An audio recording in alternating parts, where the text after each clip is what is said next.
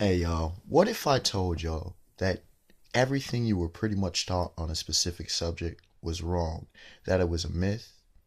That it was completely inaccurate? What if I told you that the layperson on this subject was given a bag full of worthless goods?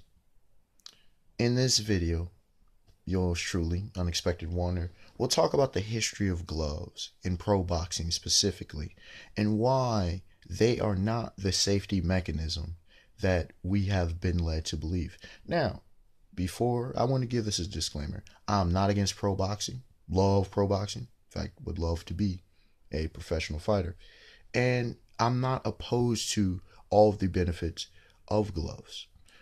But I want people to be informed about the reality that comes along with gloves as opposed to bare knuckle because I am a massive supporter of bare knuckle boxing as well. For those who don't know, boxing can be traced back way back to the ancient Greeks, which did wear types of gloves and such. But as far as modern boxing is concerned, we can trace it back to the 18th century in a large amount of ways to whether it be in England, eventually we have Ireland and such. And another time I can get onto the history of bare knuckle boxing, possibly. Anyways, we had bare knuckle fights and guys would go at it and you actually had some champions and you had careers made. Speed up for the purpose of this video to the era of the Queensberry rules and such, and why gloves honestly were invented. Now, one of the things that are constantly used is for the protection of fighters. All right, it's mainly for fighters' fists. It is very easy if you hit right parts of the human anatomy to break hands. And for that, I am all for protection of fighters. You can have wrist wraps, you can have wraps on the hands, or you can go bare knuckle. You just got to learn how to hit, and you got to be aware of hitting. I'm not going to go into depth on why bare knuckle can arguably be better than with gloves in this video, but it's something to keep in mind. You need support so that you can really deliver punishment without hurting yourself. Although in karate and taekwondo and a variety of other martial arts, you don't utilize gloves, so think about that. But also, they're not trying to hit a bunch of times. Now, gloves were invented because fights were taking too long. You literally could have fights go on for hours upon hours. Some fights were quick, some fights were long. They wanted to speed up the process. They wanted to make it more into a sporting event. Also, the difference between bare knuckles and gloves is that bare knuckles are cutting. You are more likely to cut your opponent's face, as opposed, it doesn't mean you will necessarily get cut, but they're more cutting strikes. When it comes to gloves, they are more concussive blows. And just an anecdote, remember the first time ever wearing gloves, you'd be shocked at the amount of stamina zapped from you if you're not used to it. But you take blows, you feel you're good, but you feel that later. That happens in a lot of fighters. It saps stamina as well as other things. Current modern example, Floyd Money Mayweather Jr.'s fight versus the notorious Conor McGregor.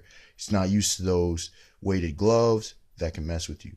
But we've seen a number of destruction. We've seen a number of damage. Earlier gloves, like horse skin gloves, which you see in the 40s and such, around the time of Rocky Marciano, uh, the Brown Bomber Joe Louis, and before that, they were very thin. All right, they were smaller, very thin, much more compact compared to a lot of the gloves we see today, whether it be the 8-ounce gloves or the 10-ounce gloves. But the purpose of these gloves is to destroy. That's just what it is. And for all the talk of safety and CTE and all these concussiveness, you have to take a look at it. You look at the evidence and the facts. Bare knuckle is much safer. And when you look at the evidence of gloves, we have literal fighters destroyed.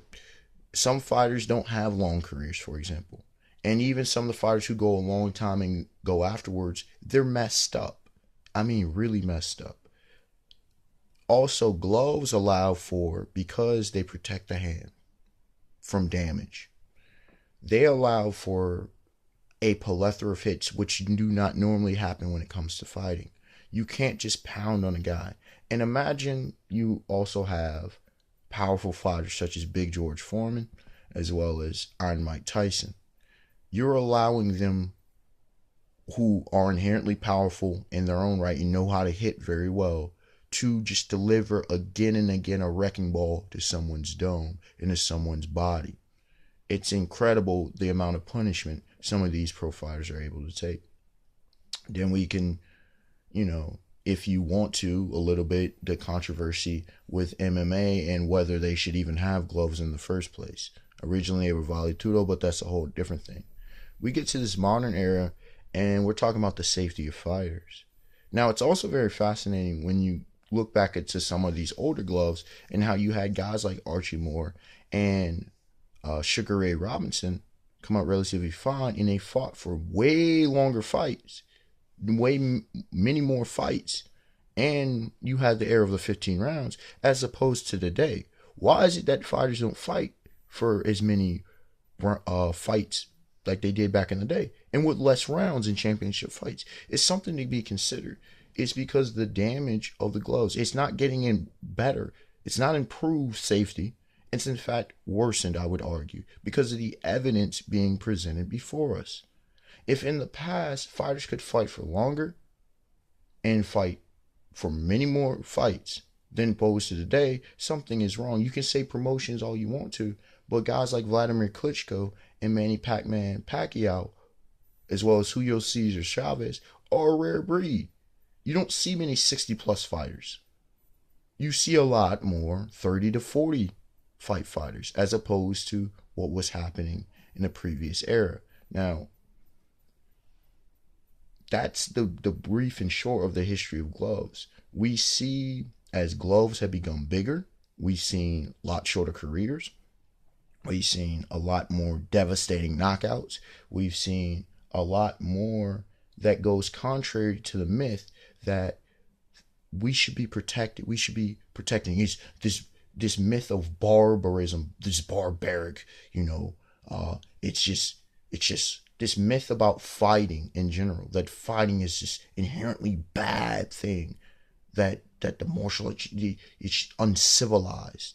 Well, civilization, if you go back to the Greeks and Romans, we saw what kind of gloves they were bringing to the table. Leather straps, sometimes you had glass and other things being implemented. And so we really should investigate and really should reevaluate. Do we actually care about the safety of fighters? Do we care about the standard of fighting? Or do we more so care about our view of what's appropriate? Think about that.